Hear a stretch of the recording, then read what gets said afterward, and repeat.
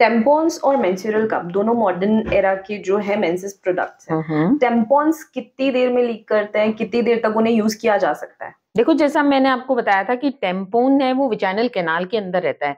तो कोई भी बाहर की चीज जिसमें कॉटन फाइबर्स हैं, सिंथेटिक हैं, अगर विजाइना में रहेगी तो वो इन्फेक्शन का सोर्स होता है। तो उसको जल्दी चेंज करना चाहिए। 6 आवर्स, 6 to 8 मैक्सिमम है, उससे ज्यादा अंदर नहीं रहना चाहिए क्योंकि वो इन्फेक्शन का सोर्स है। और उससे हमने आगे severe complication toxic shock syndrome भी बताई थी। तो 6 आवर्स अपना है और एब्जॉर्बेंट कैपेसिटी से भी रिलेटेड होता है।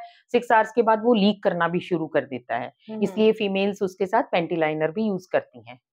हमारी सोसाइटी हमेशा से महिलाओं के बारे में बहुत ही अवधारणाएं बना के रखती है, और जितने भी जो टैबूज हैं या जो मिथ्स हैं वो महिलाओं से जुड़े हुए हैं। हाइमन एक सबसे बड़ा मिथ है जो बरसों से चला आ रहा है। कई महिलाओं की जिंदगियां हाइमन की वजह से जो है खराब होती हुई हमने सुनी भी है और देखी भी है। हाइमन क्या है, पहले ये बताइए, और हाइमन रप्चर कैसे हो जाता है आमतौर पे, वो भी बताइए। देखिए, ये जो हाइमन रप्चर और हाइमन वर्जिनिटी के साथ जोड़ा जाता है, ये बिल्कुल गलत है। हाइमन एक झिल्ली होती है, बिल्कुल म्यूकस की समझ लीजिए, बहुत पारदर्शी सी झिल्ली होती है जो बच्ची के प्रजननांग जो होते हैं उनको कवर करती है। तो वो कोई भी फिजिकल एक्टिविटी, स्टर्नियस एक्सरसाइज है, स्विमिंग है, या कोई इंजरी हो जाए या कहीं भी किसी भी फिजिकल एक्टिविटी के दौरान रप्चर हो सकती है। उसका वर्जिनिटी से कोई लेना देना नहीं है, एब्सोल्यूट नहीं है। सेक्सुअल पेनिट्रेशन होना वो वर्जिनिटी का कंसेप्ट है। तो जरूरी नहीं है कि हाइमन रप्चर हुई तो वो सिर्फ और सिर्फ सेक्सुअल पेनिट्रेशन से हुई। तो ये दोनों अलग अलग कंसेप्ट हैं, और जो आप सही कह रहे हो कि जिंदगियां खराब हो जाती हैं, वो मिथ है। हाइमन रप्चर फिजिकल एक्टिविटी कोई भी तरह की हो, खेल कूद है, आप गिर गए कहीं भी है तो हो सकती है, हल्का सा। हाँ, बेसिकली मैंने भी हिस्ट्री में कभी पढ़ा था कि यूरोपियन वुमेन्स जो है पहले उन्हें बहुत डेलिकेसी के साथ रखा जाता था, उन्हें कोई स्पोर्ट्स एक्टिविटी नहीं करने दी जाती थी बिकॉज कि हाइमन रप्चर ना हो जाए कहीं पे। बट अभी क्योंकि हम जो है लड़कों के बराबर हमारी बच्चियों को स्कूल्स भेज रहे हैं, स्पोर्ट्स करवा रहे हैं, तो हाइमन रप्चर किसी भी टाइम पे हो सकता है। तो मतलब कि मेंस्ट्रुअल कप जो वर्जिन्स हम कह लें या जिनका हाइमन रप्चर नहीं हुआ है, क्या वो गर्ल्स यूज कर सकती हैं? बिल्कुल, ये पर्सनल प्रेफरेंस का मैटर है। सेल्फ, अगर आप वुमेन का सेल्फ जगाना चाहते हो, पहले वो अपने बारे में सोचेगी। किसी के लिए कि वर्जिन हूं या नहीं, वो नहीं सोचेगी आज की नारी। तो ये सेल्फ के लिए जीना है। अगर उसको कंफर्ट मिलता है इस मेंस्ट्रुअल कप से, वो अपनी जिंदगी, क्योंकि इसके साथ आपको भी पता है स्विमिंग भी कर सकते हैं, जॉगिंग भी कर सकते हैं, रनिंग भी कर सकते हैं, और वो कंफर्टेबल फील करती है। तो इसलिए अपने को इसके बारे में किसी ये कि दुनिया क्या कहेगी, जमाना क्या कहेगा, मैं वर्जिन हूं या नहीं, वो अपने आप को कॉम्प्रोमाइज नहीं करवाएगी। बिल्कुल, आज की क्योंकि फीमेल। मैंने खुद पर्सनली एक एज में पैड्स यूज किए हैं और एक एज में मैंने मेंस्ट्रुअल कप्स यूज किए हैं। मैं खुद ही मानती हूँ कि मैं बहुत बाउंडेड थी जब मैं पैड्स यूज करती थी। मेरी परफॉर्मेंस बहुत सफर करती थी वो 5-6 दिन, और 5 दिन उसके रैशेस की वजह से सफर करती थी। तो मेंस्ट्रुअल कप्स एक्चुअल में मुझे ऐसा महसूस होता है, मैं पर्सनली जिन लड़कियों को मैंने यूज करवाया उनसे उनसे बात करने पे मैंने पता किया कि उनकी लाइफ जो है बहुत चेंज हो गई। मतलब मेंसेस इतने भी बुरे नहीं है जितने पैड्स यूज करने की वजह से हो जाते हैं, क्योंकि वो नेट्स यूज हो रहे हैं उसमें और जेल्स वगैरह यूज हो रहे हैं। ज्यादा आरामदायक होता है, आपकी क्वालिटी ऑफ लाइफ इंप्रूव होती है, और आज की बच्चियां क्वालिटी ऑफ लाइफ चाहती हैं।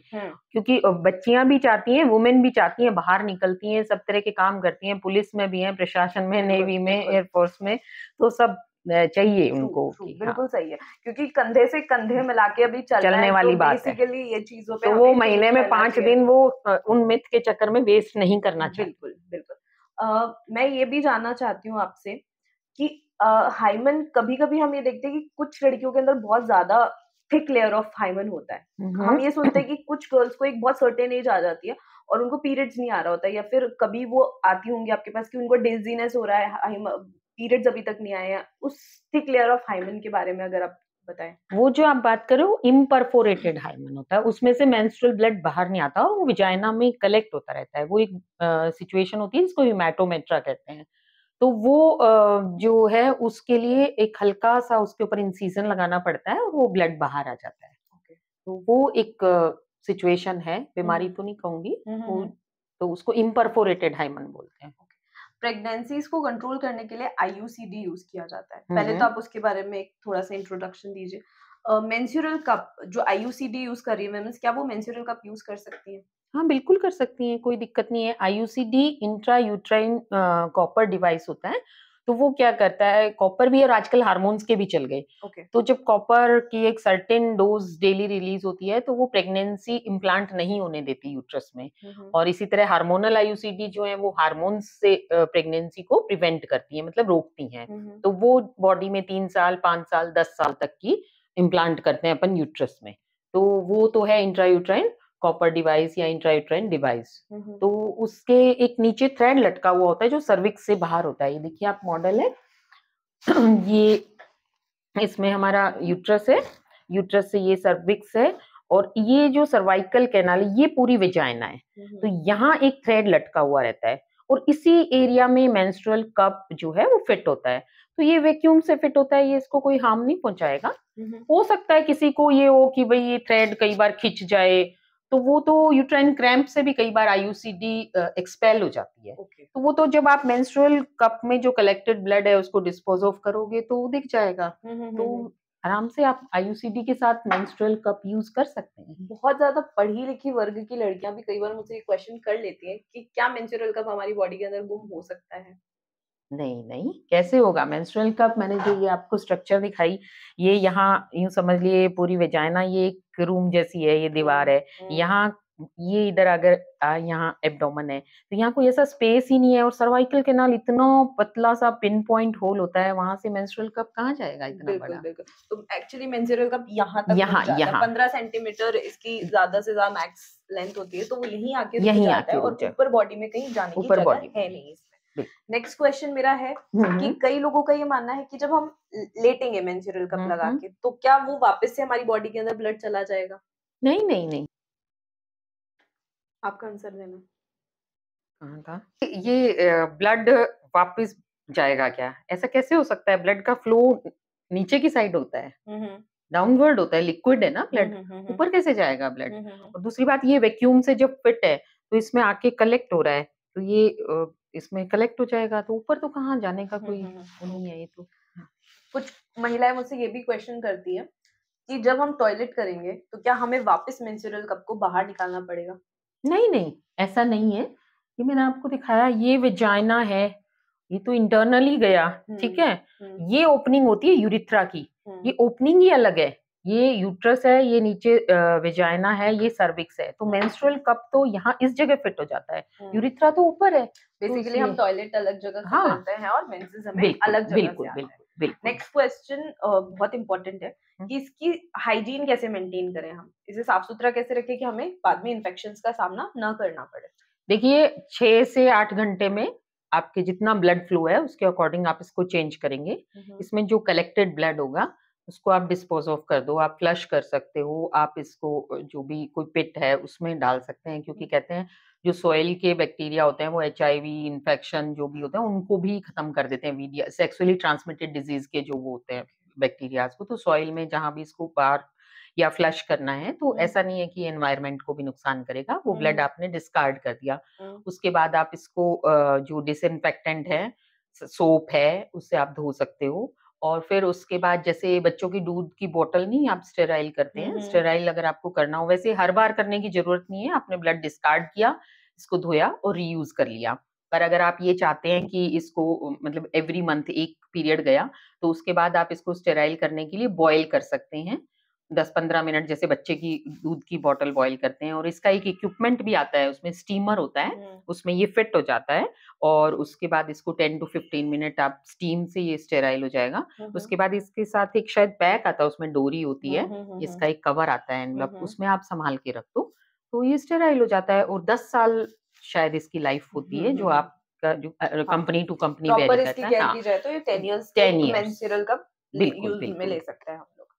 Thank you so much Meenakshi ji, आपने मेरे ये सारे क्वेश्चंस के जो जवाब है ये देना इसलिए जरूरी था क्योंकि कई महिलाएं इसे यूज करने में हिचकिचाती है। आपने क्वेश्चंस के जवाब दिए तो मैं उम्मीद करती हूँ कि महिलाओं का मेंस्ट्रुअल कप की तरफ रुझान और बढ़ेगा। आपके ओपिनियन में लास्ट क्वेश्चन कि हमें क्यों मेंस्ट्रुअल पैड्स को छोड़ के मेंस्ट्रुअल कप इस्तेमाल करना चाहिए? देखो हमने तीनों ऑप्शन बता दिए, पुराने जमाने से चले वो तो मैं बिल्कुल डिस्कार्ड है। पैड, टैम्पून और मेंस्ट्रुअल कप, आज के जमाने में ये तीनों पर्सनल प्रेफरेंस, अपनी प्राथमिकता है। पर ये बेटर मदर अर्थ के लिए है, क्योंकि जो उसके कचरा वेस्ट, जो पैड का वेस्ट डिस्पोजल है, वो बहुत मुश्किल सी प्रक्रिया है और वो मदर अर्थ को भी नुकसान पहुंचाती है, उतनी बायो फ्रेंडली नहीं है। क्योंकि हर महीने आपको दिन में अगर 4 पैड चेंज करती है एक महिला, तो पूरे मासिक धर्म में उसको कम से कम 20 पैड डिस्पोज ऑफ करने होंगे। तो उसको आपको रैप करना, प्लास्टिक थैली या जैसे भी आप उसको करते हो, फिर आप कचरे में डालते हो, फिर वो कचरा कहाँ जाता है, फिर उसका सेग्रीगेशन होता है, फिर लैंडफिल में, फिर जो हमारी वाटर बॉडीज हैं हमारी फ्लश कर देते हैं, वो वहां रुकावट दे देता है। तो वो जो हमारा एनवायरनमेंट है इसको बहुत नुकसान पहुंचा रहा है। तो पहले तो वो बायो फ्रेंडली नहीं है, इको फ्रेंडली नहीं है, तो इसलिए हमें उसे डीमोटिवेट करना चाहिए। और बड़ा टीडियस सा प्रोसेस है और हर महिला के लिए मुश्किल भी है, वो कहाँ डालने जाएगी, महिला के लिए मुश्किल भी है, प्लस जो कचरा सेग्रीगेट कर रहा है उसके लिए भी मुश्किल है और इन्फेक्शन का सोर्स भी उन लोगों के लिए भी बहुत बड़ा है। कई बार नहीं देखा हॉस्पिटल्स वगैरह या रोड पे देख लिया कुत्ते उसको कर रहे हैं, तो वो एक अपने स्वाभिमान पे भी चोट है ना, शर्म सी महसूस होती है कि ये पैड है। हॉस्पिटल्स के बाहर काफी देखा होगा आपने। फिर आपने पब्लिक प्लेसेस पे देखा है महिलाएं शर्माती हुई या उनके पास कोई ऑप्शन नहीं होता, डस्टबिन नहीं है, वो उसको फ्लश कर देती हैं, फिर वो पूरी पाइपलाइन ब्लॉकेज हो जाती है। तो इन सब चीजों से उबरने के लिए मैं जो टैम्पून्स हैं और ये मेंस्ट्रुअल कप उसको, पर टैम्पून्स की मैंने जो आपको बताई कि थोड़ा उसमें इन्फेक्शन रेट ज्यादा है, टॉक्सिक शॉक सिंड्रोम है वो, और इन्फेक्शन एलर्जी वो बॉडी के अंदर रहेगा एक फॉरेन बॉडी, तो वो ज्यादा चांसेस हैं। ये ज्यादा सेफ मानते हैं क्योंकि ये कलेक्ट करता है, कलेक्ट करके आप इसको आराम से इसका ब्लड डिस्कार्ड कर दो, रीयूजेबल है। तो ये मदर अर्थ पर भी अपना जो हम पर्सनली अपना जो वेस्ट डिस्पोजल का जो बर्डन है वो कम डाल रहे हैं, है ना, बहुत रिड्यूस हो जाता है। हर महीने एक महिला 20 पैड कहीं डिस्पोज ऑफ कर रही है और उनको डिस्कार्ड और उनका डीकम्पोजिशन का प्रोसेस, ये सिर्फ 0.4%, 10 साल में एक बार हमें इसको डिकम्पोज करना होगा। ऐसा कहा जाता है कि जो फर्स्ट पैड बना होगा वो भी अभी तक जमीन यहीं पे है, वो भी डिकम्पोज नहीं हुआ है। तो बेसिकली हम अपनी वजह से इतना बड़ा इस मदर अर्थ पर जो बोझ डाल रहे हैं उसको हल्का करने में ये बहुत सक्षम है। जो बहुत ज्यादा पर्यावरण प्रेमी है और उनको हम पूछते हैं, तो बेसिकली महिलाएं जो बहुत पुण्य करती हैं उनके लिए ये सोचने लायक बात है कि हमारे पीरियड्स एक्चुअली कहीं ना कहीं प्रकृति को खराब कर रहे हैं। दूसरी बात जैसे मैंने बताई थी कि जो ब्लड के जो बैक्टीरिया या ब्लड के जो एलिमेंट्स हैं वो सॉइल में जब डिकम्पोज होते हैं तो वो अच्छी सॉइल को भी फर्टाइल करते हैं, और जो सॉइल के कुछ बैक्टीरिया या सॉइल में ऐसी चीजें हैं जो इसमें एसटीडी वाले जो जीवाणु होते हैं उनको भी नष्ट कर देते हैं। तो ये जो हमारा मेंस्ट्रुअल ब्लड है वो अर्थ को नुकसान नहीं पहुंचा रहा। बस इसमें इतना सा है कि इसको थोड़ी प्रक्रिया और हर महिला को मोटिवेशन, जागरूक करना, वो आप जैसी अगर 10 महिलाएं खड़ी हो जाएं तो ये मुद्दा जो आपने या जो एक मिशन उठाया है ये बहुत जल्दी कंप्लीट हो सकता है।